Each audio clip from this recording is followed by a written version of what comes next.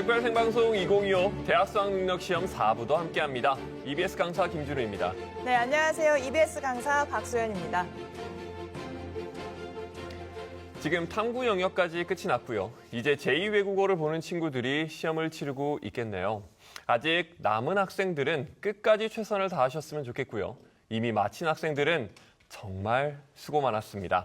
네, 앞서 저희가 2부와 3부에서 주요 과목인 국어와 수학의 분석을 이미 마쳤고요. 이제 영어가 남았습니다. 4부 영어 분석을 위해서 함께해 주실 분들 소개해 드립니다. 한 분씩 인사를 부탁드리도록 할 텐데 먼저 EBS 영어 강사 김수현 선생님. 네, 안녕하세요. 저는 EBS에서 연계교재 강의를 담당하고 있고 서울 한영고등학교에서 근무하고 있는 수능 영어의 든든한 짝꿍 김수현입니다. 네, 반갑습니다. 또 한 분 소개해드려야겠죠. EBS 영어 강사 김용지 선생님도 함께하셨습니다. 안녕하세요. 저는 중동고등학교에 근무하고 있고 EBS 영어 강사를 하고 있는 김용지입니다. 반갑습니다. 네.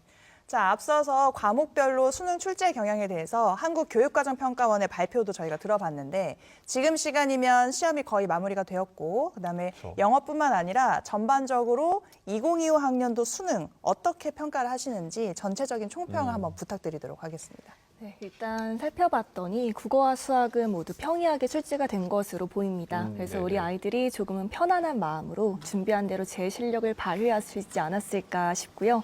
자, 그다음 저는 이 연계율에 대해서 좀 말씀을 드리고 싶은데 국어는 51.1%, 수학은 50%가 연계됐다고 합니다. 이건 예상되는 연계율이기는 했는데 이 체감 연계율이 상당히 높았을 것 같아요. 제가 영어 생방송을 기다리면서 또 궁금해서 국어, 수학 브리핑을 열심히 살펴봤거든요. 그랬더니 국어 같은 경우에는 독서는 4개 중 3개 작품이 제재 연계, 그다음에 문학 같은 경우에도 3작품이 작품과 내용이 그대로 출제가 되었다라 하더라고요. 그다음에 수학 같은 경우에도 15문제 중에 공통 과목 11문제, 선택 과목 4문제, 상당히 공통 과목 중에 연계가 치중이 되어 있어서 아이들이 더 쉽게 접근할 수 있었을 것 같고요. 그리고 제가 수학에 대해서 잘은 모르지만 기하 과목은 그림이 똑같이, 또 미적 과목도 어려운 문제가 연계되고 네. 사점까지 연계되었다라고 말씀하신 거를 보면은 저도 느끼는데 우리 아이들은 이 체감 연계율을 더 상당히 느끼지 않았을까 평가가 됩니다. 네, 정말 열심히 들으셨군요. 네, 정말 열심히 들었습니다. 자, 그러면 이번 수능에서 난이도와 관련돼서 전반적으로 김용지 선생님 한마디 좀 부탁드리겠습니다. 네, 방금 수연쌤이 말씀하신 대로 평이했던 것 같습니다. 네. 일단 작년 수능과 6월, 9월과 좀 비교를 해보자면 수능과 6월보다는 쉬웠고 9월 보다는 살짝 어려웠을 수는 있으나 비슷한 기조를 좀 띈 듯한 그런 느낌을 받았습니다. 일단 아이들이 느끼기에 9월 같은 경우보다 조금 더 비슷하다 혹은 얘만큼의 난이도를 갖췄다라고 이제 느끼는 그 포인트는요. 방금 수연 선생님이 말씀하신 연계 체감도가 굉장히 높았고요. 그리고 그 기간 동안 9월을 보고 난 기간 동안 아이들이 열심히 공부를 했을 것이 분명하기 때문에 9월 난이도를 그렇게 높지 않게 수능 난이도를 9월만큼이나 높지 않게 느꼈을 것 같다라고 생각이 듭니다. 근데 저희가 이제 영어 얘기를 좀 하고 있지만 네네. 사실은 탐구 영역도 정말 중요하지 않습니까? 중요하죠. 네. 선생님들은 탐구 영역 어떻게 보셨는지 궁금합니다. 네. 일단 저는 한국사 영역에 대해서 좀 말씀을 드리도록 할게요. 아무래도 모든 과목들이 이제 6월, 9월 난이도가 좀 많이 달랐었기 때문에 과연 수능은 어디에 맞춰서 난이도를 조절을 했을까가 아마 초미의 관심사였을 것 같습니다. 근데 아직 한국사 문제를 받아보진 못해가지고 제가 시험 문제를 아직 보진 못했지만 그 한국사 얘기하기로는 교육과정평가원장께서 평이한 난이도로 출제했다라고 이제 수능 시작하고 말씀을 하셨기 때문에 아마도 9월에 맞춰서 평이하게 출제되지 않았을까 생각이 됩니다. 네, 과학탐구 같은 경우에는 좀 이제 과목의 특성이 있기 때문에 보통은 6월, 9월 수능으로 가면서 점점 어려워지는 경향을 보이는데요. 제가 아까 수학 영역의 그 연계에 대해서 얘기를 들을 때 정말 저희와 같은 상황에 있구나. 저희 9월에서도 우리 이걸로 연계할 거야라는 것을 고난도 문항에서 특히나 과감하게 보여줬거든요. 그래서 이번 수능에서도 그런 기조가 유지가 되었을 것이라고 예상을 합니다. 그렇군요. 네. 네. 자, 그러면 2025 학년도 수능 영어는 물론이고 전반적인 출제 경향과 총평, 브리핑 현장을 연결해서 들어보겠습니다. 네, 지금부터 2025학년도 대학 수학능력시험 영어 영역 출제 경향에 대한 브리핑을 시작하겠습니다. 오늘 브리핑에 참여하신 선생님들 소개하겠습니다. EBS 현장 교사단 총괄을 담당하신 한양대학교 사범대학 부속고등학교 윤윤구 선생님이십니다. 영어 영역 출제 경향 분석을 담당하신 대원 외국어고등학교 김혜령 선생님이십니다.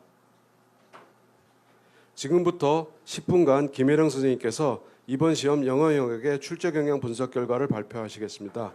바로 이어서 총평을 윤윤구 선생님께서 말씀해 주시겠습니다. 안녕하세요. 저는 이번 2025학년도 수능 영어 영역의 현장 교사단으로 참여한 대한외국어 고등학교 교사 김예령입니다. 지금부터 2025학년도 대학 수학 능력 시험 영어 영역 출제 경향에 대해 말씀드리도록 하겠습니다. 올해 수능 영어 영역은 지문과 선택지의 정확한 해석을 요하는 문항으로 변별력을 확보하였습니다. 작년 수능보다 쉽게 출제되었으며 공교육 중심의 출제 기조를 유지한 것으로 보입니다. EBS 수능 연계 교재인 수능 특강, 수능 완성에서 자주 다루었고 학생들에게 친숙한 소재가 많이 등장했으며 지나치게 추상적이거나 전문적인 개념을 다루는 킬러 문항은 배제하여 수능 취지에 맞는 문항을 구성하였습니다. 지문 자체는 어렵지 않으면서도 글이 전달하고자 하는 요지나 주제를 정확하게 이해해야만 풀 수 있는 문항을 다수 배치하여 전체적인 변별력을 확보하였습니다. 총평에 대해 말씀드리겠습니다. 영어 영역은 듣기 17문항, 읽기 28문항으로 듣기, 말하기, 읽기, 쓰기 네 영역에서 다양한 소재의 지문과 자료를 활용하여 출제되었습니다. 영어의 유창성뿐만 아니라 정확한 영어 사용 능력을 평가하기 위해 어휘 및 문법 문항을 포함하였으며 사실적 이해력, 추론적 이해력, 종합적 적용 능력을 평가하는 문항들이 골고루 출제되었습니다. 인문, 사회, 자연, 예술, 문학 등 다양한 영역에 친숙한 소재를 사용하였으며 대부분의 지문이 어렵지 않게 이해할 수 있는 내용이었습니다. 특히 글의 서술 및 전개 방식이 공교육에서 다루는 내용과 연계성이 높았으며 함축적이고 은유적인 표현을 문맥 속에서 정확하게 파악해야 하는 문항을 구성하는 등 성실하게 기본기를 다져온 학생이 좋은 성적을 받을 수 있는 시험을 출제하는 데 많은 노력을 기울인 것으로 보입니다. EBS 수능 연계 교재안은 55.6%, 25문항이 연계되었습니다. 비연계 문항의 경우에도 우리말로도 이해하기 어려운 추상적인 표현이 쓰인 지문 사용을 배제하여 공교육 내에서 충실하게 공부한 학생들이라면 충분히 좋은 성적을 받을 수 있는 시험으로 구성하였으며 33번, 34번 빈칸 추론 유형, 37번 글의 순서 유형, 39번 문장 삽입 유형, 42번 어휘 추론 유형 등의 문항을 통해 변별력을 확보하고자 하였습니다. 다음은 주요 문항별 분석 내용을 말씀드리도록 하겠습니다. 이번 수능에서는 지문의 정확한 이해를 바탕으로 통합적 사고력을 요하는 변별력 있는 문항들이 다수 출제되었는데 여기에서 다루어진 소재는 일상적이고 학교 수업의 범주를 벗어나지 않는 것으로 아주 높은 공교육 연계성을 보이고 있습니다. 빈칸 추론 33번 문항은 지금 사회 이슈 중 하나인 Attention Economy 과정에 관한 글로 해당 개념의 내용이 구체적으로 설명되고 있어 주제를 어렵지 않게 파악할 수 있습니다. 그러나 여러 표현으로 설명되고 있는 요지를 파악하여 귀납적으로 빈칸을 추론해야 한다는 점, 은유적이고 함축적인 표현으로 구성된 선지를 정답으로 판별해내야 한다는 점에서 높은 변별력을 갖춘 문항으로 판단됩니다. 같은 유형의 34번 문항은 사람들의 역할과 관행을 만들어내는 규칙을 설명하는 글입니다. 문장 구조나 지문 짜임새가 학교 수업에서 자주 다루어지는 유형이며 요지가 글 전체에 걸쳐 반복하여 설명하고 있기 때문에 수험생들이 지문을 이해하는 데는 어려움이 없었을 것입니다. 다만 지문의 내용을 선지와 연결지어 종합적으로 사고해야 한다는 점에서 변별력을 갖춘 문항으로 판단됩니다.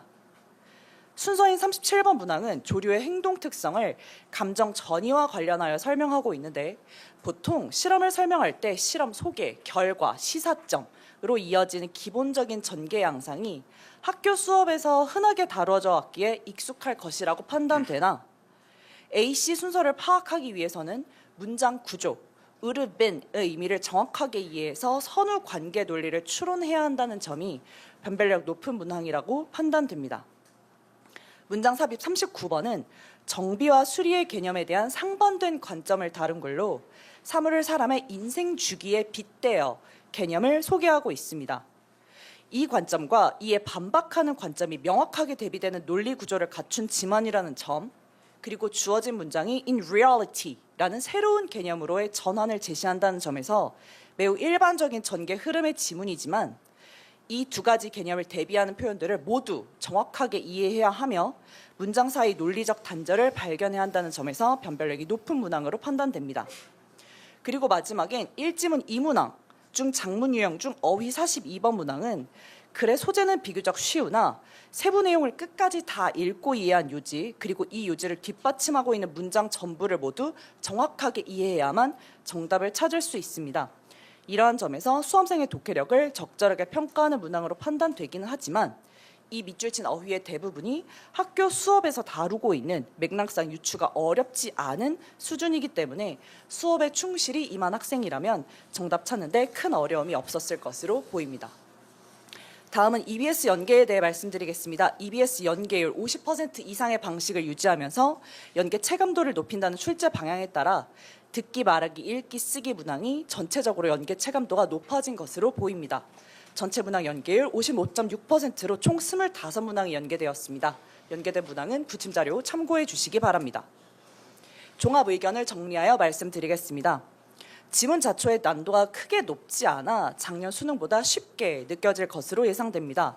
독해력, 종합적 사고력을 바탕으로 지문을 끝까지 꼼꼼하게 읽고 선택지의 의미를 정확하게 파악해야 답을 찾을 수 있는 문항들로 다수 구성되어 있습니다. EBS 연계율은 위에서 말씀드린 바와 같습니다. 비연계로 출제된 문항의 경우에도 게임, 경쟁, 언어, 비판적 사고, 마케팅 등 EBS 수능 연계 교재에서 자주 사용되었던 소재, 일상적이고 친숙한 소재의 지문을 포함하여 수험생들의 지문 시험 부담을 경감시키고자 하였습니다. 33, 34, 37, 39 앞에서 말씀드렸던 문항들의 선지 매력도가 높아 변별력이 있을 것으로 예상됩니다. 마지막으로 평소 글을 읽을 때 글의 중심 문장을 찾는 연습을 꾸준히 한 학생이라면 대부분 지문을 이해하고 정답 찾는 데 어려움이 없었을 것입니다. 글의 흐름이 주제를 언급하고 그리고 그 뒤에 부합하는 내용이 이어지는 글인지 아니면 대비되는 개념을 통해 주제를 강조하고 있는지 글의 논리 구조를 파악하는 연습이 간접쓰기 문항에서 높은 점수를 받는 데 도움이 되었을 것이라 예상합니다. 이상입니다. EBS 현장교사단 총괄 브리퍼 한양대학교 사범대학 부속고등학교 윤윤고입니다. 2025학년도 대학 수학 능력시험 출제 경향 총평을 말씀드리겠습니다. 2025학년도 수능은 전체 영역에서 2024학년도 수능보다 쉽게 출제되었고 6월과 9월 모의평가를 통해서 확인한 수험생들의 준비 상태 등을 반영해서 적절한 난이도와 변별력을 확보하기 위한 문항들을 배치한 것으로 분석하였습니다. 고교 교육과정에서 필수적으로 다뤄야 하는 개념과 사고력을 평가할 수 있는 문항들로 수학 능력 측정이라고 하는 수능 본연의 목적에 부합하게 출제되었고 소위 킬러 문항이다라고 이야기하는 문항들을 배제해서 공정성을 확보한 것으로 평가하였습니다. 2024학년도 9월 모의평가 이후에 출제 기조를 유지하고 있고 과목 및 응시 집단의 수준을 고려해서 변별력 있는 문항들이 다양하게 출제되어서 적당한 변별력을 확보한 것으로 평가하였습니다. 개별 영역에서 변별력 확보를 위한 문항은 다소 난도가 높은 문항들이 존재하지만 수험생 집단 내의 준비 상태 그리고 학습 정도를 감안하고 EBS 수능 연계 교재를 활용했다라는 점 등을 고려하면 적절한 수준의 변별력을 확보할 수 있는 문항이라고 분석되었습니다. 교과서 중심, 개념의 이해와 활용이라고 하는 것, 그리고 연계교조 중심이라고 하는 전체 출제의 흐름에 맞게 출제가 되었고 이런 출제 기조에 맞게 준비한 학생들은 좋은 결과를 얻을 수 있을 것으로 기대하였습니다. EBS 연계율은 50% 이상의 수준을 유지했고 소재와 개념, 문항의 아이디어 활용과 같은 다양한 연계 방식을 적용하기 위해서 노력한 흔적이 보입니다. 2026학년도 수능을 준비하는 예비 수험생들은 현재 수능의 출제 기조가 수학적 사고 능력을 키우기 위한 사고와 사고의 확장을 요구하는 문항들도 출제되고 있다는 점을 기억하고 수능 준비에 만전을 기할 필요가 있을 것 같습니다. 학교 수업과 그리고 수업 중 이루어지는 다양한 교육 활동이 지식과 사고의 확장의 과정이라는 점에서 보다 충실한 학교 생활이 요구된다라는 점을 강조드리고 싶습니다. 이상입니다. 네, 그럼 지금부터 10분간 질의응답을 시작하겠습니다. 앞선 시간과 마찬가지로 기자님들께서는 손을 들어주신 후 소속 성함 말씀하시고 질의해 주시길 바랍니다. 네, 동아일보 여근호 기자입니다. 영어의 경우 난이도가 지난해 수능보다는 쉽게 출제되었다고 말씀해 주셨는데 지난해 영어는 1등급 비율이 4.71%였는데 또 올해 9월에는 10.94%로 비율이 크게 늘어났잖아요. 그러면은 올해 9월 모평과 작년 수능을 비교했을 때 난이도가 어느 쪽에 좀 더 가까운지 1등급 비율은 몇 프로 정도로 보시는지 여쭤보고 싶습니다. 사실 지금 수능 같은 경우에 이제 지문의 길이나 어휘의 난도 같이 그냥 단순하게 이제 절대 난도를 가지고 저희가 평가를 할 수도 있고, 그리고 이제 모집단의 특성, 아까 옆에서 윤윤구 선생님이 말씀해 주셨듯이 수험생의 준비 정도에 따라서도 비율이 결정되는 측면이 있어서 제가 1등급 비율이 어떻다라고 말씀드리기는 조금 어렵습니다. 다만 지금 기자님께서 물어보신 그 척도가 작년 수능과 지금 이번 9월 모평이라고 말씀해 주신다면 사실 1등급 비율은 그 안에서 저희가 형성될 거라고 예측했던 게 지금 현장 교사단의 의견입니다.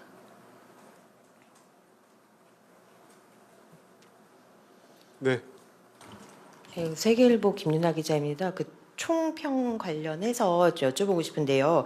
그러니까 국어랑 수학이 제가 이해하기로는 전반적으로 9월 모의평가와 비슷한 수준이라고 이해를 했는데 입시업계에서는 약간 다른 톤의 분석들이 좀 나왔거든요. 그러니까 9월 모의평가보다는 어렵다. 그리고 특히 수학은 그 미적분은 작년 수능보다도 좀 어렵게 출제됐다라고 나왔는데 어떻게 보시는지 하고, 그 미적분이 이렇게 어렵게 나오고 확률과 통계는 쉽게 나오면 좀 표준 점수 차이가 많이 벌어질 거라는 전망도 있는데 어떻게 보시는지 궁금합니다. 지금 영어 영역 질문 주신 거 맞으시죠? 아니 총평입니다. 네. 전체적으로 보면 그 앞선 국어 영역과 수학 영역에서 말씀드렸던 것처럼 그 9월 모의평가와 유사하게 출제되었으나 전반적으로는 변별력 있는 문항들이 제시되었다라고 저희들이 분명히 얘기를 했던 부분들이 있기 때문에 그 부분에 조금 더 방점을 찍어주시면 좋을 것 같고요. 전체적으로 보면 좀 쉽다라고 느낄 수 있는 부분들이 분명히 있지만 변별력 있는 문항들은 과목별로 반드시 제시가 되었다라는 점을 다시 한번 강조드립니다. 미적분 그리고 미적분과 그 확률과 통계 영역에서는 문항들 사이에서 발생할 수 있는 표준 점수의 차이에 대해서는 여기서 언급하는 건 조금 어려울 것 같은데 어쨌든 출제진들이 최대한 차이를 없애기 위해서 출제하기 위해서 노력했다라는 점을 좀 이해해 주시면 될 것 같습니다. 네. 네, 안녕하세요. 서울신문의 김지혜 기자입니다. 우선은 그 김 선생님께 여쭤보고 싶은데요. 영어 같은 경우는 어쨌든 작년 수능과 지난 구모 사이에 1등급 비율이 있을 것으로 예상이 된다고 이제 설명을 해주신 것 같은데 사실 지난 수능 때 선생님께서 이제 전반적으로 좀 약간 좀 뭐라고 해야 되지? 매력적인 오답이라고 소위 표현하는 좀 그런 것들이 영어에 좀 있었고 예전과 좀 다른 새로운 뭐 소재나 유형들도 좀 있었다고 해주셨던 걸로 기억을 하는데 이번에는 좀 전반적으로 출제가 어떻게 됐는지 예컨대 뭐 좀 특이한 문항이라든지 좀 학생들이 좀 새롭다고 느낄 만한 그런 유형이 있는지 좀 궁금합니다. 그리고 총평과 관련해 윤윤구 선생님께 여쭤보고 싶은 거는 사실 좀 추상적인 말이기는 한데 이게 항상 뭐 그때 모집단과 난이도에 따라 되게 어려운 거긴 한데 선생님께서 표현하신 적정한 변별력이라는 게 어떤 것을 의미하는지 조금 풀어서 설명을 해주시면 감사하겠습니다. 일단 영어 영역부터 답변을 드리자면요. 새로운 유형이라든지 아니면 선지의 매력도라는 그런 부분에서는 사실 6월, 9월과 출제 기조가 일관적으로 유지되었다라고 생각합니다. 다만 이제 6월에서 9월 이제 사이에 1등급 비율이 조금 많이 등락폭이 있었는데요. 9월 같은 경우를 생각해 보면 그 지문의 길이라든지 아니면 거기에 쓰인 어휘의 난도 같은 측면, 절대 난도를 비교했을 때 시험 자체가 약간 쉬운 경향이 있었습니다. 근데 그거를 바탕으로 이제 선지와 연결 지어야 되는 그런 6월의 출제 기조를 쭉 따라가면서 지금 올해 수능 같은 경우에서는 선지에서 다시 한번 생각을 거쳐야 하는, 그래서 조금 더 그냥 문제를 풀 때도 9월 모의 평가보다는 조금 더 시간 안배가 필요한 문제들이 여러 출제되었다고 생각합니다. 그 점이 아마 시험 자체의 절대 난도도 높였을 테고, 그리고 그 부분이 저희가 작년 수능과 9월 모평 사이에서 1등급 비율이 형성되지 않았을까 추측한 그런 근거기도 하고요. 적절한 변별에 대한 말씀을 좀 드리자면, 그 수능을 출제한다라고 이제 수능이 출제되어진 영역에서 우리가 상위권, 중위권, 하위권을 어떻게 변별할 것이냐의 문제라서 저희들이 이 문제들을 보고 국어랑 수학과 영어를 보고 난 다음에 이제 적절한 변별력에 대한 이야기 말씀을 드리는 건, 어쨌든 그런 국어나 수학과 영어 영역들의 문항들의 조합에 의해서 결정이 될 거기 때문에 그러한 조합들에 의해서 상위권과 중위권, 하위권이 철저하게 구분될 수 있는 수능이다라는 의미로 받아들여 주시면 좋을 것 같습니다.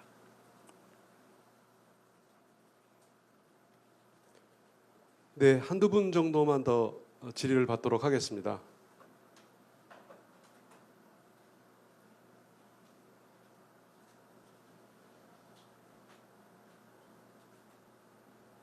네, 알겠습니다. 더 이상 질의가 없는 것으로 판단되므로 이것으로 2025학년도 대학 수학능력시험 출제 경향 분석 브리핑을 마치겠습니다.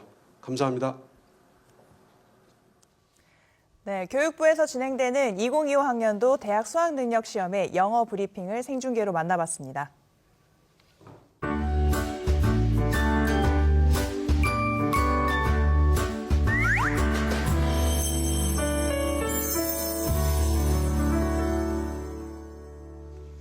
네, 그럼 지금부터 2025학년도 대학 수학능력시험 영어에 대해서 본격적으로 분석해 보겠습니다. 네, 영어 출제 경향과 총평을 구체적으로 좀 설명을 부탁드리겠는데요. 2025 수능 영어 어떤 특징이 있었나요? 일단 문제를 방금 받아서 자세히 살피지는 못했는데 브리핑하신 내용과 일단 대강 살펴본 내용 바탕으로 말씀을 드리겠습니다. 전체적으로 보았을 때 길이는 좀 짧은 편으로 출제가 된 것 같아요. 일단 절대적으로 아이들이 읽어야 하는 분량이 적기 때문에 거기에 대해서 부담이 낮아졌을 것 같고요. 그다음에 소재도 보면은 아이들이 생소하게 느낄 만한 소재는 사실상 없습니다. 컴퓨터 게임이라든지 경쟁, 비판적 사고, 마케팅과 관련된 지문들이 출제된 것으로 보아 이는 충분히 연계 교재에서도 다루는 소재잖아요. 그래서 어려움이 없었을 것 같고요. 눈에 띄는 부분은 21번에서 24번 구간인데 흔히 영어에서는 주제 찾기 구간이다라고 말을 합니다. 근데 이 부분이 6월, 9월 그리고 작년 수능에서도 좀 변별력을 높이는 구간으로 출제가 되었어서 아이들이 당황했던 부분이 있어요. 근데 이번 수능에서는 21번이 3점으로 출제가 되어서 약간의 브레이크가 걸렸을 수는 있겠으나 사실 밑줄은 어려운데 거기에 제시된 선지 같은 경우에는 해석이 쉽게 출제가 되었습니다. 21번은 밑줄에 해당하는 어휘 때문에 아이들이 영향을 받는 문제는 아니라 그나마 3점인 21번도 수월하게 넘어갔을 것 같고요. 그다음에 연계된 문항을 분석해봤더니 22번과 23번이 연계가 되었습니다. 그 얘기는 아이들이 24번까지도 조금 더 수월하게 문제를 풀지 않았는가. 그러니까 뒤에 나오는 빈칸, 순서 삽입에서 또 충분한 시간을 할애했을 수 있을 것 같고요. 그다음에 아이들이 항상 어려워하는 영어에서 변별력 높은 유형들이 빈칸, 순서, 삽입, 그리고 1지문 2문항인데 딱 아이들이 예측한 대로 그 부분에서 변별을 주셨습니다. 그러니까 아이들이 열심히 대비를 했을 거 아니에요. 그만큼 실력을 발휘할 수 있었을 건데 빈칸 같은 경우에는 33번과 34번이 3점입니다. 근데 보통 33번부터 길이가 길어지잖아요. 근데 33번조차 길이가 짧습니다. 그 얘기는 아이들이 33번도 조금 수월하게 가져가지 않았는가. 그리고 34번 빈칸이 제일 어려워하는 문항 중 하나인데 빈칸을 첫 문장에 뚫어놨습니다. 그 얘기는 빈칸이 이거구나를 캐치하고 바로 들어갈 수가 있는 건데 위치도 조동사 캔 뒤에 동사구 자리예요. 문장 구조도 어렵게 출제가 되지 않았고요. 그다음에 주의할 부분이 순서와 삽입인데 일단 순서가 1번이 답이 되는 경우가 잘 없는데 모의평가에서 1번이 답이 된 적이 있어서 당황했던 적이 있죠. 근데 이번에는 다 뒷번호에 답이 위치해 있기 때문에 그런 데서 당황했을 부분은 없을 것 같고요. 다만 순서 문항을 살펴보면은 연결사 사용이 잘 없습니다. 연결사가 힌트가 되는 부분 중 하나인데 연결사가 없어서 당황을 했을 수 있겠어요. 그러니까 내용 해석으로 순서를 찾아줘야 하는 건데 이거는 사실 저희가 많이 강조했던 부분이잖아요. 기출문제 그리고 EBS 강의에서도 내용 해석을 기반으로 순서 찾는 연습해야 된다. 많이 강조했던 거라서 그렇게 접근을 했으면 좋겠고요. 삽입 같은 경우에는 연결사 사용이 눈에 띕니다. 뭐 예를 들어서 however라든지 아니면 additionally라든지 아이들이 연습했던 연결사 사용도 눈에 띄어서 전체적으로 변별력을 확보해야 하는 문항들, 아이들이 예측할 수 있는 문항 번호들이었기 때문에 대비를 충분히 했다면 그 부분에서 어려움 없이 넘어갈 수 있지 않았나라고 얘기 드리고 싶습니다. 어려움이 예측되는 부분에서 네, 변별을 줬기 때문에 네, 충분히 대비가 되었을 수 있겠다라고 말씀해 주셨는데 사실 6월 모평 이후에 평가원에서 절대평가 취지에 맞게 적정 수준의 난도를 유지하겠다라고 발표를 했었고요. 네. 조금 전 브리핑을 들어보니까 실제 이번 시험에서도 그런 계획이 반영이 된 것 같습니다. 영어의 전반적인 난도에 대한 평가 부탁드릴게요.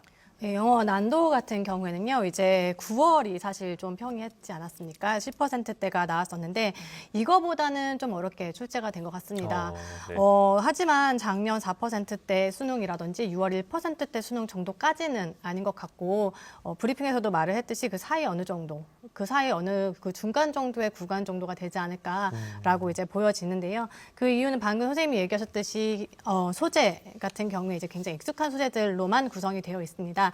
다만 표현, 그 익숙한 소재를 표현하는 방식에 있어서 조금 어려움이 있어서 네. 학생들의 이제 변별력을 좀 더 느꼈을 부분들이 이제 33번에 attention economy 가 이제 직관적으로 받아들여지지 않을 수도 있거든요. 물론 지문 내에서 충분히 정의를 해주긴 하지만 읽어서 풀어내야 된다는 점이 조금은 어려웠을 수 있고 또 37번의 새에 대한 이야기에서도 emotional contagion 굉장히 익숙한 듯한 단어지만 정확히 뭐지? 라고 생각을 하면서 이제 어휘를 좀 들여다보면 이제 flockmate라든지 뭐 linear이라든지 뭐 anti-predatory라든지 이런 약간 그 조류에게 국한되는 동물에게 국한되는 그런 표현들이 나와 있기는 하지만 사실 이마저도 새는 굉장히 잘 다뤄지는 소재거든요. 그래서 연계 교재에도 분명히 나왔고요. 그래서 연계 교재를 충실히 공부를 했다면 이런 어휘조차도 이제 익숙했을 것이라고 생각이 듭니다. 선지 길이 같은 경우는 선생님이 말씀하셨듯이 좀 짧았어요. 네. 짧은 선지들이 나왔고 33번의 선지의 길이의 짧음이 저도 굉장히 놀라웠는데 다만 33번 같은 경우에 브리핑에서 말을 했듯이 좀 함축적으로 은유적으로 표현이 되어 있기 때문에 이 부분을 잘 공부를 했으면 충분히 했을 건데 6월이나 작년 수능 같은 경우에는 사실 이 부분을 굉장히 잘 활용한 시험들이었거든요. 그래서 그 부분들을 충분히 예측하고 공부를 했다면 괜찮았을 것 같습니다. 마지막으로 이제 어휘 같은 경우 선지를 좀만 더 말씀을 드리면 그래서 매력적인 오답들이 사실은 좀 보였어요. 9월에는 사실 매력적인 오답들이 많지는 않았거든요. 근데 6월 같은 지금 이 수능 같은 경우에는 되게 헷갈릴 만한 여지들이 좀 모든 것에 좀 있구나라는 그런 느낌을 받아서 학생들이 정말 정확한 독해가 필요했겠구나라는 그런 느낌을 받았습니다.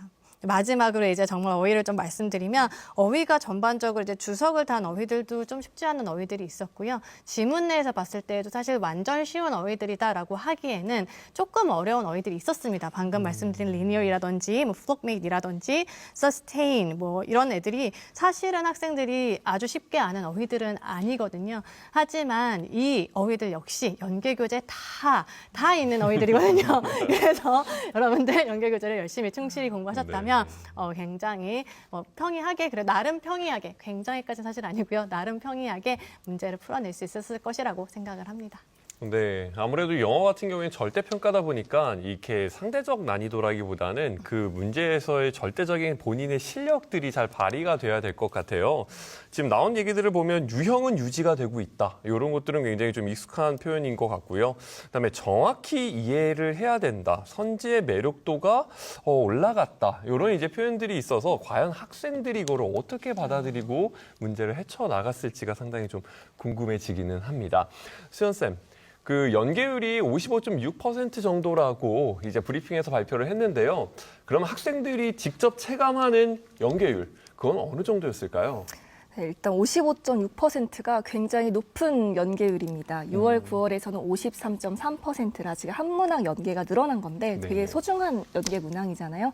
근데 역시나 듣기에서 연계를 상당히 많이 하셨어요. 그림을 항상 연계를 하시는데 이번에는 플리마켓이라고 해서 그것을 소재로 한 그림을 연계를 하셨습니다. 그 외에도 항상 우리가 예측 가능했던 뭐 18번에서 19번 목적과 심경 변화, 그다음에 25번에서 28번에 해당하는 실용문과 내용 불일치, 그다음 43번에서 45번까지의 일지문 3문항까지 항상 연계가 이루어졌던 문항입니다. 이 또한 예측이 가능했던 부분이고요. 그러니까 아이들이 이 부분은 연계 규제에서 특히 해당 유형을 공부를 했더라면 더 수월하게 풀었겠죠. 그 얘기는 다른 문제들, 아까 얘기했던 빈칸, 순서, 삽입 등과 같은 유형에 조금 더 시간을 투자할 수 있었을 것 같습니다. 그래서 영어는 사실 체감 연계가 국어 수학만큼 직접적으로 느껴지는 과목은 아니에요. 다만 아까 말씀드린 문항에서 항상 그래왔던 대로 연계가 되었기 때문에 연계 교재 대비 충실히 했으면 다른 문항에 시간을 더 투자를 해줄 수 있었겠다. 그다음에 아까 말씀드리긴 했는데 22번 요지와 23번 주제의 연계가 이루어졌습니다. 소재를 살펴보면 감정 이해 능력에 관한 거 많이 다루는 것이었고 23번 주제 같은 경우에는 산업화로 인한 노동 환경의 변화에 대해서 다루고 있는데 연계된 문항을 살펴보면 역시나 기술 혁신으로 인한 변화를 다루었던 지문입니다. 그러니까 21번에서 24번 구간도 체감 연계를 느꼈더라면 수월하게 넘어갈 수가 있었겠죠. 그래서 지금 전체적으로 말씀드리고 싶은 거는 6월, 9월 이후로 영어 선생님들이 강조하셨던 게 정석 독해입니다. 그러니까 절대 어떤 문제풀이 기술이라든지 전략을 적용하기보다는 꼼꼼하게 끝까지 읽어야 된다. 적당히 읽으면 안 된다를 정말 많이 강조를 했는데요. 지문의 길이라든지 출제된 난도를 살펴봤을 때 정석 독해를 적용하게끔 출제를 하신 것 같아요. 그러니까 너무나 길고 어려워서 내가 어떤 기술을 배우지 않아서 못 푸나? 내가 어떤 전략을 써야 되는데 못 쓰나에 대한 고민을 안 해줘도 될 것 같거든요. 그러니까 6월, 9월 이후로, 특히나 어려웠던 6월 이후로 끝까지 다 읽는 이 정석적인 독해를 연습한 친구들이라면은 정말 후회 없이 제 실력을 발휘할 수 있었을 것 같습니다. 네, 정석 독해에 대한 중요성, 그다음에 네, 그런 출제 경향으로 가고 있다라는 말씀 해주셨는데 이 방송이 끝나는 대로 EBS-I에서는 각 과목의 해설 강의와 그다음에 경향 분석 라이브가 진행이 됩니다. 과목별로 더 자세한 분석이 이루어질 예정이니까 같이 봐주시면 좋겠습니다. EBS-I의 영역별 선생님들이 한마음으로 응원하고 격려하면서 해설 강의를 준비했으니까요. 오늘 하루는 우리 EBS와 함께해 주시기를 부탁드립니다. 네, 또 한 분의 깜짝 편지가 도착했다고 하는데요. 누군가요? 화면으로 만나보겠습니다. 여러분 안녕하세요. 많이 놀랐죠? 아까 조금 전에 수능 영어 출제 경향 브리핑에서 브리핑했던 김예령 선생님입니다. 선생님 진짜 여러분 하나하나 진심으로 온 마음으로 응원한다라는 걸 말해주고 싶어서 이렇게 여러분들에게 영상 편지를 써봐요. 여러분 오늘 수능장 어떻게 갔었어요? 선생님 때를 생각해보면 진짜 추운 날이었거든? 근데 다들 그런 얘기 하잖아. 막 우리 시험장 분위기 똑같이 가져가야 된다고. 그래서 진짜 추운 날이었는데 막 짧은 교복 스커트 입고 그리고 막 머리 잘 돌아가야 된다라고 하니까 초콜릿 막 한 움큼씩 챙겨서 막 주머니에 챙겨가고 그러면서 꾸역꾸역 제2외국어까지 시험 다 보고 시험장 문 딱 열고 나올 때 교정 걸어올 때 이런 생각이 드는 거야. 아, 이렇게 오늘 하루가 다 끝나버린 건가? 라는 그 허탈감 아직도 생생해요. 그래서 여러분들 마음이 어떨지 선생님 너무 궁금하고 안쓰러운 마음도 조금 들어요. 근데 오늘 선생님이 여러분에게 말해주고 싶은 것, 진짜 여러분들한테 반드시 이럴 거라고 확신을 주고 싶은 건 스스로에 대한 믿음은 결코 여러분들을 실망시키지 않을 거라는 거예요. 그 결과가 좀 빨리 오는 친구도 있을 테고요. 좀 더디게 오는 친구도 있을 거예요. 그런데 그 결과는 반드시 좋은 결과로 여러분들에게 되돌아올 거라는 걸 말해주고 싶었어요. 그래서 여러분들 오늘 진짜 고생 많았거든요. 진짜 고생한 자신한테 고생했다, 애썼다 이렇게 얘기해 주세요. 우리 이제 11월, 추운 겨울이 남았지만 여러분의 인생, 여러분의 봄은 이제 시작이거든요. 여러분을 진심으로 응원합니다. 화이팅! 네, 김예령 선생님의 영상 편지 잘 봤습니다. 화면으로도 이 선생님의 진심이 저에게도 전달이 됐는데 그러니까요. 학생들에게도 이 마음이 잘 전해졌으면 좋겠습니다. 지금 또 선배들이 시험을 치르는 것을 보고 긴장하고 있을 사람들이 있죠. 바로 예비 수험생들일 텐데요. 이런 예비 수험생들을 위한 영어 공부 요령도 좀 알려주시길 부탁드리겠습니다. 네, 사실 예비 수험생들이 방송을 보고 있다면 이미 훌륭한 아이들 아니겠습니까? 이미 훌륭하다고 말을 해주고 싶고요. 나 이제 고3이야 라는 생각 때문에 굉장히 불안할 것 같은데 급한 마음에 수험생을 위한 공부를 급하게 조치려 하지는 않았으면 좋겠습니다. 아직 시간이 정말 많이 남아있잖아요. 네. 그렇기 때문에 자신의 약점을 파악을 하시고 내가 뭐부터 채워나가야 하는가. 예를 들어 영어는 어휘면 어휘, 구문이면 구문. 약한 유형이 있다면 그 유형부터 내 약점을 파악하고 차곡차곡 쌓아 나가셨으면 좋겠습니다. 네. 그리고 또 이 예비 수험생들이 크게 걱정을 하지 않아도 될 만한 것이 우리 EBS가 여러분들 곁에 있지 그렇죠. 않습니까? 그래서 효과적인 이 교재 활용법이나 EBS 활용 팁을 김용지 선생님이 좀 주시죠.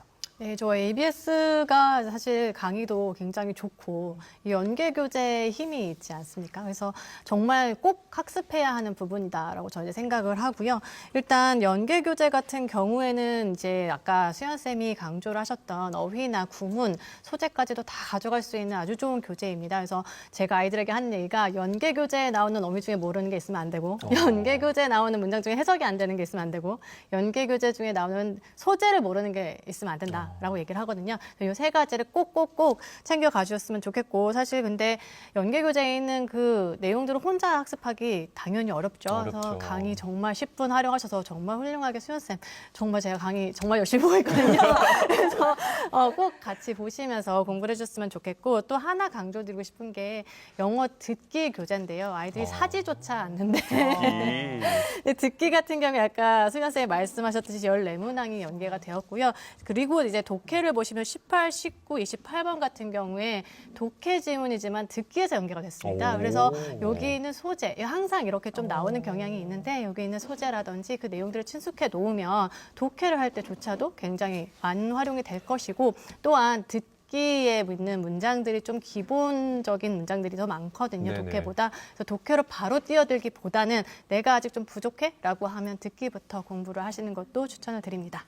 네, 아니 듣기에 나오는 게 독해에 연계된다는 건 네. 처음 알았네요. 네. 네, 반드시 꼭 명심하시길 바랍니다. 자, 영어 분석은 여기까지로 마치고요. 수능이 끝났다고 해서 입시가 다 끝난 게 아니잖아요. 네, 그렇죠. 그래도 이제 잠시 쉬어가는 타임을 가져보겠습니다. 오늘 하루 긴장되었던 근육과 마음을 풀어줄 팁 화면으로 만나보겠습니다. 오랜 시간 의자에 앉아 시험을 치른 수험생들을 위한 긴장된 근육을 풀어줄 수 있는 간단한 스트레칭 동작을 알려드리겠습니다.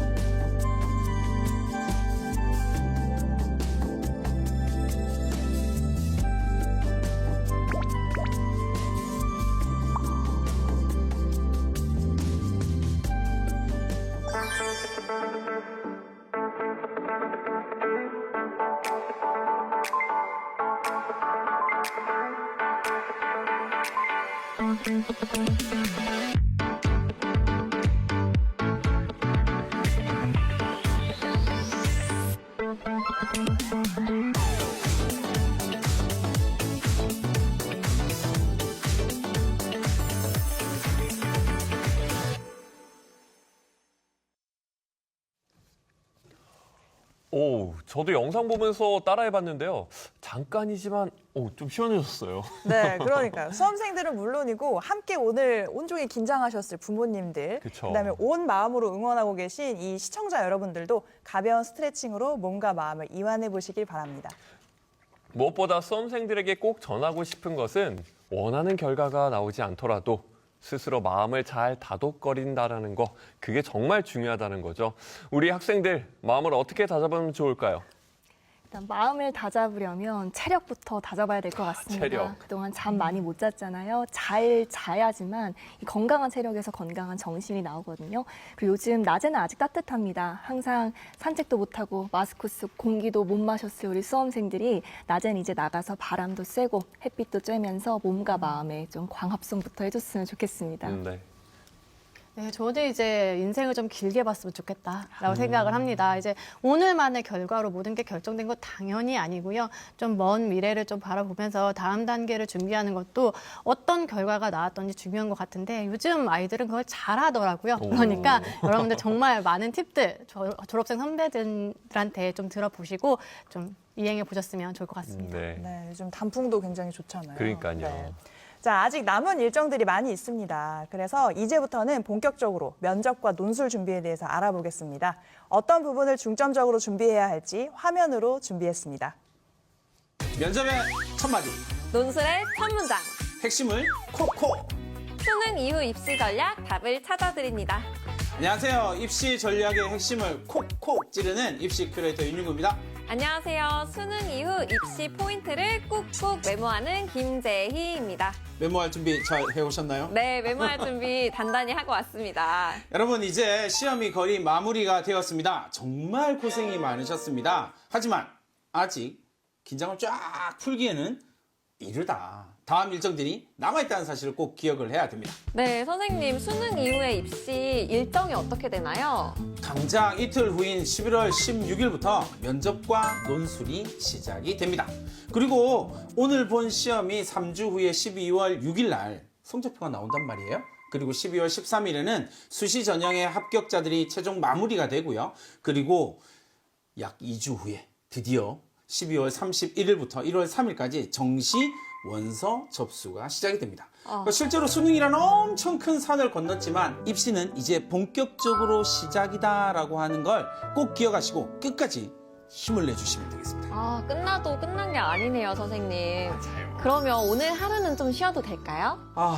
딱 그랬으면 좋겠는데 딱 하나만 하고 쉬는 것이 좋을 것 같습니다. 바로 네. 수능이 끝난 후에 가장 중요한 가채점이에요. 가채점. 이 가채점이다라고 이야기를 하는 건 수능 이후에 나오는 논술과 면접을 갈지 말지를 결정할 수가 있거든요. 그리고 수능 최저학력 기준이 달성을 했다 안 했다를 왔다 갔다 할 수 있고 헷갈릴 때는 수능 최저학력 기준이 달성되었다라고 전제를 깔고 시험장에 가는 것이 매우 중요합니다.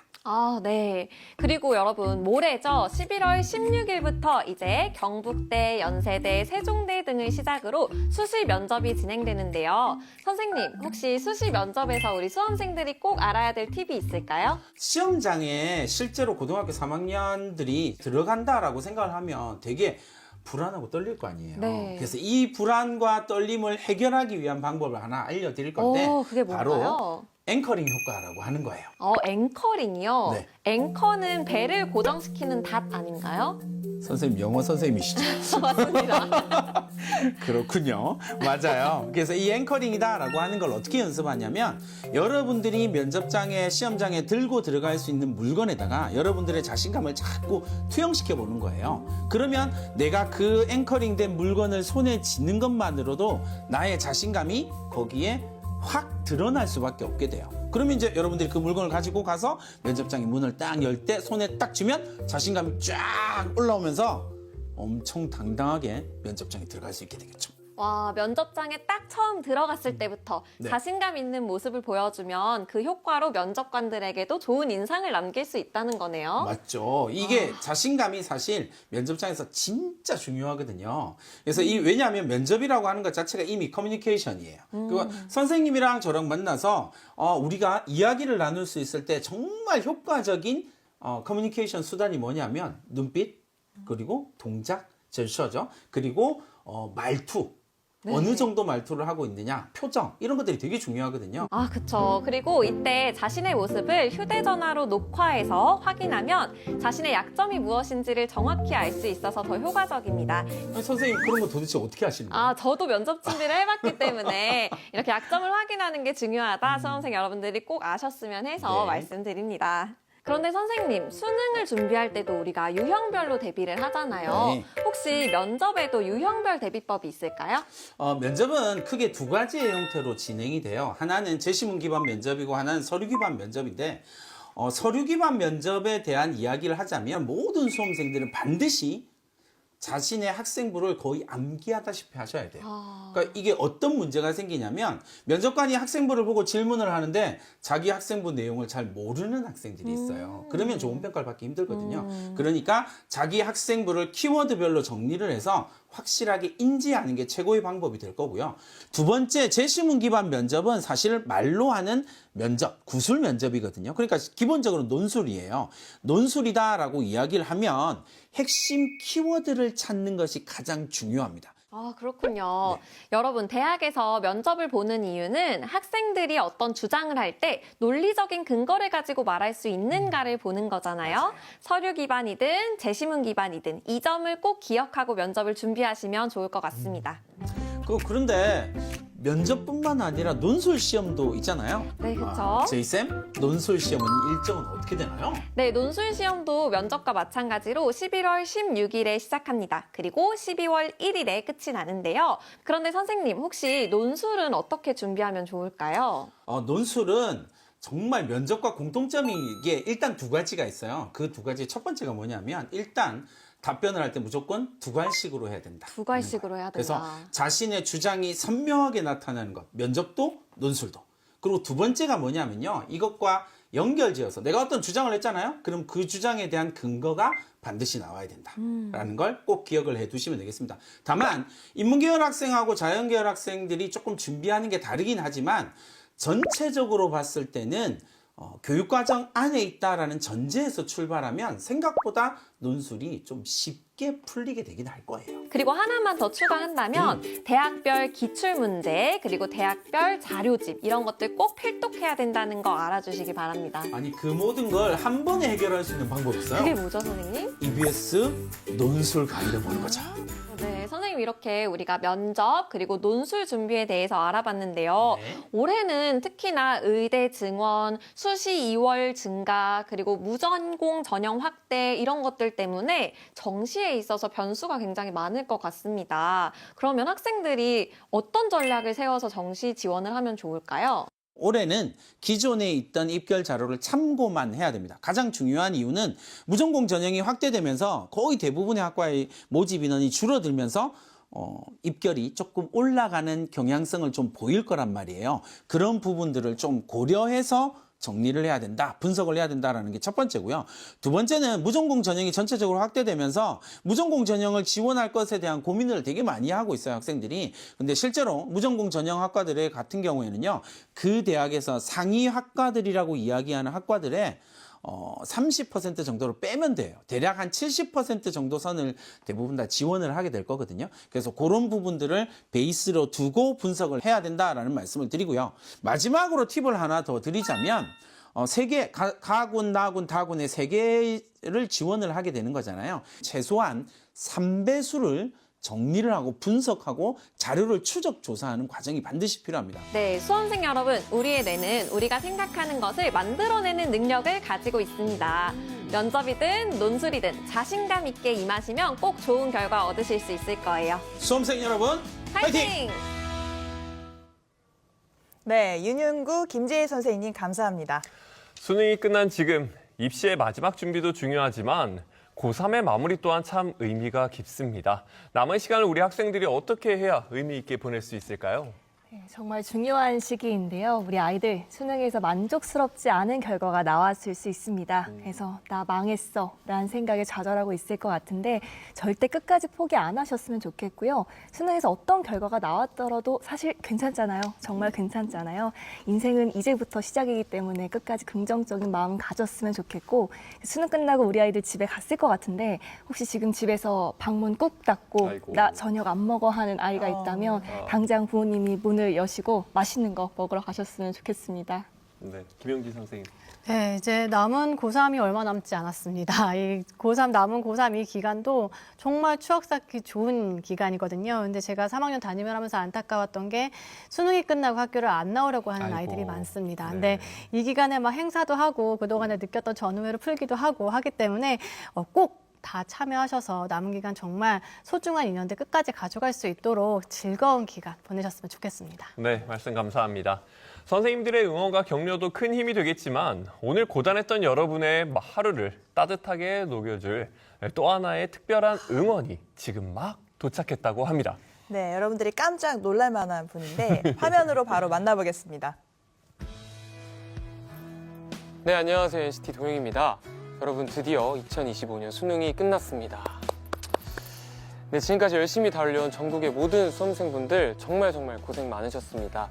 시험은 끝났어도 어쩐지 괜히 마음이 싱숭생숭하고 또 시원섭섭하실 것 같은데요. 꿈을 위해 열심히 노력하고 공부했던 여러분들의 시간과 마음은 계속 빛나고 있다는 거 꼭 잊지 않으셨으면 좋겠습니다.